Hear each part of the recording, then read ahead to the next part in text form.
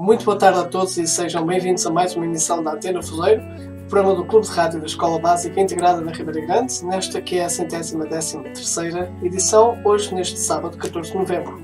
Eu sou o Pedro Pinheiro, professor de Português e Inglês.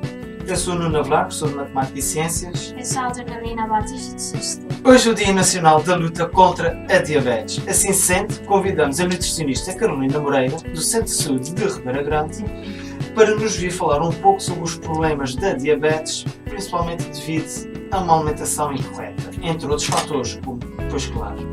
Muito boa tarde, doutora Carolina. Boa tarde. Mas, antes de conversarmos consigo, vamos ao nosso habitual Sabia Que? E hoje sobre o que é, Lina? Sobre o Dia Mundial da Bondade que celebra ontem. O Dia Mundial da Bondade celebra-se todos os anos a 13 de novembro. O que este dia quer reavivar no mundo é o sentido de bondade das pessoas. Um simples obrigado, um belo sorriso ou um gesto carinhoso são pequenas ações que podem fazer toda a diferença.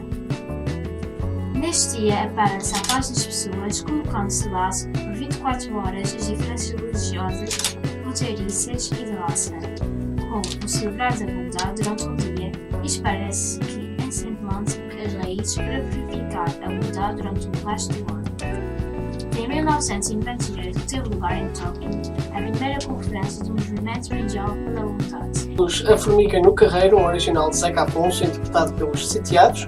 Estão com a Antena Fuleiro, o programa do Clube de Rádio da Escola Básica Integrada da Ribeira Grande. E agora vamos conversar com a nutricionista Carolina Moreira, que nos vai falar um pouco sobre a diabetes, a alimentação saudável. Boa tarde novamente, doutora Carolina. Boa tarde.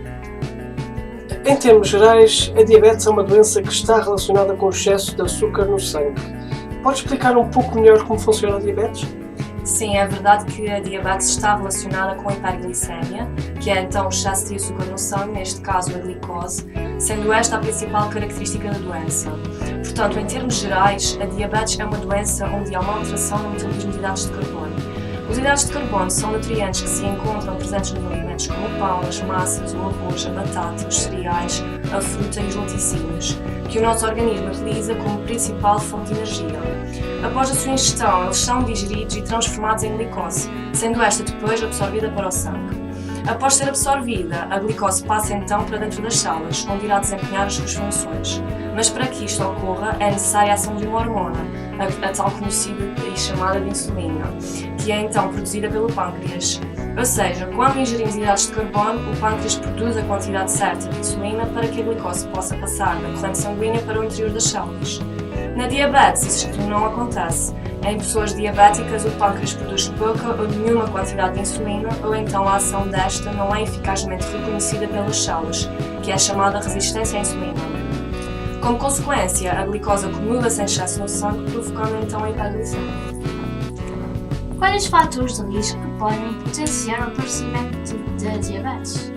Portanto, a diabetes é muitas vezes associada à obesidade, que pode, por si só, causar resistência à insulina e provocar níveis elevados de glicose no sangue. No entanto, existem outros fatores que podem potenciar o aparecimento desta patologia, como é o caso da prática de uma alimentação inadequada. Por exemplo, uma alimentação rica em açúcares e gordura, passar muitas horas sem comer, o que causa alterações no apetite.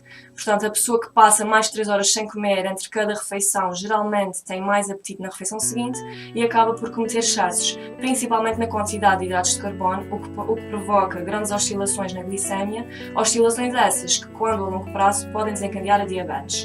Outros fatores, como a inatividade física, o envelhecimento e ainda a história familiar de diabetes, podem também potenciar o aparecimento da doença.